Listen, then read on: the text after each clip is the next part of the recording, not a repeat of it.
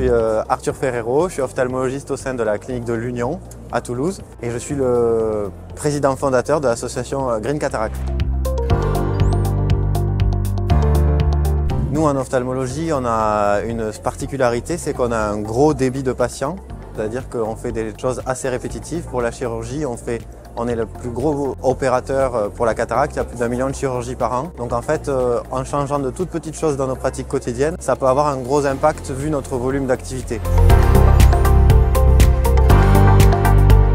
Alors oui, j'ai mené des travaux avec mon équipe initialement à Cochin et là on poursuit avec l'équipe de la clinique de l'Union. Donc on a fait le bilan carbone d'une chirurgie de la cataracte. Pour ça on a analysé les émissions de CO2 liées à une chirurgie et on a constaté qu'une chirurgie de la cataracte ça émettait 80 kg de CO2 environ. Donc suite à ça, ça nous a donné envie de faire des recherches et des études pour améliorer ce bilan carbone et donc diminuer notre impact sur la planète, être plus vertueux. Et donc pour cela, on est en train d'écrire et de mettre en place des recommandations de bonnes pratiques chirurgicales pour permettre de diminuer très simplement l'impact sur la planète de nos chirurgies. Il y a aussi une enquête nationale qui est en cours, qui est destinée à tous les ophtalmologistes et cette enquête elle va s'intéresser à déjà leur conception de l'écologie, à est-ce qu'eux ils ont envie de faire quelque chose pour l'écologie et ensuite on leur pose quelques petites questions pour évaluer leur bilan carbone de façon assez grossière localement pour savoir est-ce qu'ils utilisent du matériel jetable ou du matériel restérilisable, est-ce qu'ils ont des casaques en tissu ou en plastique, etc.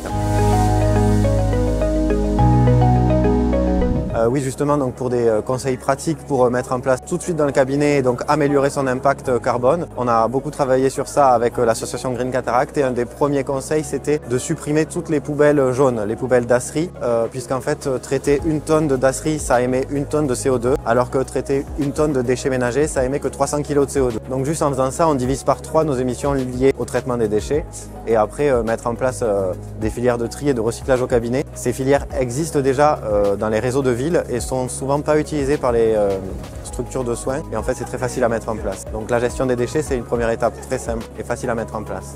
On pourrait aussi dire dans la prise en charge de nos patients de limiter les contrôles et d'optimiser les consultations afin de limiter au maximum les déplacements des patients, ne pas hésiter à faire des contrôles téléphoniques par exemple en cas de besoin ou des téléconsultations. Me concernant, je ne sais pas exactement où se situe le curseur où la santé prime sur l'écologie, mais c'est vrai qu'à molécule égale, on va maintenant, je pense, plus facilement faire appel à un produit qui fait attention, en tout cas, qui essaye de s'améliorer en termes de développement durable.